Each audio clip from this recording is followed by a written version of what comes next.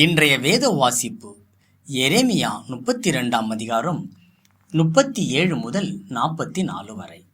இதோ, என் சினத்திலும் என் கோபத்திலும் என் மகா உக்கிரத்திலும் நான் அவர்களை துரத்தின எல்லா தேசங்களிலும் இருந்து அவர்களை சேர்த்து கொண்டு அவர்களை இந்த ஸ்தலத்துக்கு திரும்பி வரவும் இதிலே சுகமாய் தங்கி இருக்கவும் பண்ணுவேன்.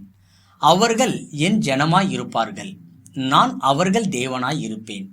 அவர்கள் தங்களுக்கும் தங்கள் பின்னாடி இருக்கும் தங்கள் பிள்ளைகளுக்கும் நன்மை உண்டாகும்படி சகல நாட்களிலும் எனக்கு பயப்படும் பயக்கு நான் அவர்களுக்கு ஒரே இருதயத்தையும் ஒரே வழியையும் கட்டளையிட்டு அவர்களுக்கு நன்மை செய்யும்படி நான் அவர்களை விட்டு பின்வாங்குவதில்லை என்கிற நித்திய உடன்படிக்கையை அவர்களோடு பண்ணி, அவர்கள் என்னை விட்டு அகன்று போகாதபடிக்கு எனக்கு பயப்படும் பயத்தை அவர்கள் இருதயத்திலே வைத்து அவர்களுக்கு நன்மை செய்யும் பொருட்டு அவர்கள் மேல் சந்தோஷமாய் இருந்து என் முழு இருதயத்தோடும் என் முழு ஆத்மாவோடும் அவர்களை இந்த தேசத்திலே நிச்சயமாய் நாட்டுவேன்.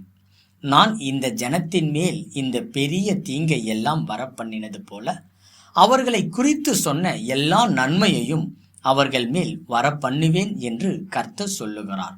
மனுஷனும் மிருகம் இல்லாதபடிக்கு பாழாய் போயிற்று என்றும் கல்தேரியின் கைகளில் ஒப்பு கொடுக்கப்பட்டு போயிற்று என்றும் நீங்கள் சொல்லுகிற இந்த தேசத்திலே நிலங்கள் கொல்லப்படும்.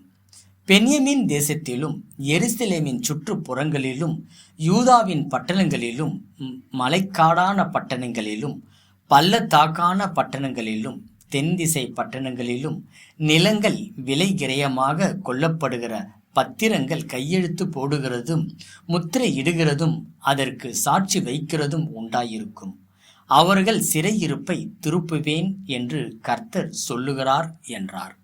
இன்றைய நற்செய்தியின் தலைப்பு எதிர்கால விசுவாசம். சாரா தன்னுடைய 14ஆம் வயதில் தன்னுடைய தாயை இழந்தாள். அவளும் அவளுடன் பிறந்தவர்களும் தங்கள் வீட்டை இழந்து நிற்கதையாய் நின்றனர்.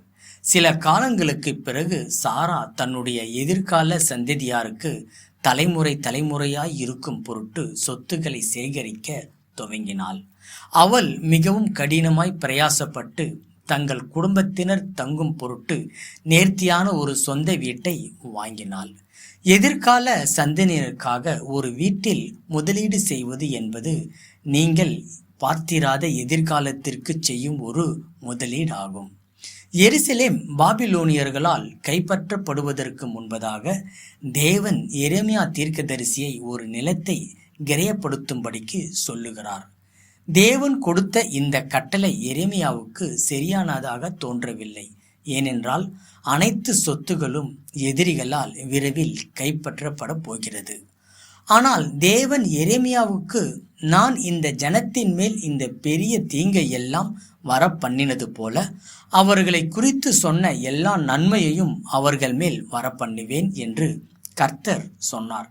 தீர்க்கதரிசியின் நிலத்தை கிரயப்படுத்தும் இந்த செயலானது தன் ஜனத்திற்கு தேவன் அவர்களுடைய தேசத்தை மீண்டும் சொந்தமாக கொடுப்பதற்கு அடையாளமாகப்பட்டுள்ளது.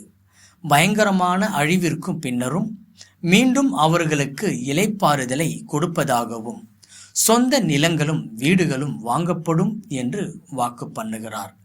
தேவனுடைய வார்த்தையில் நாம் இன்று நம்பிக்கை வைத்து நம்முடைய விசுவாசத்தில் முதலீடு செய்ய துவங்கலாம்.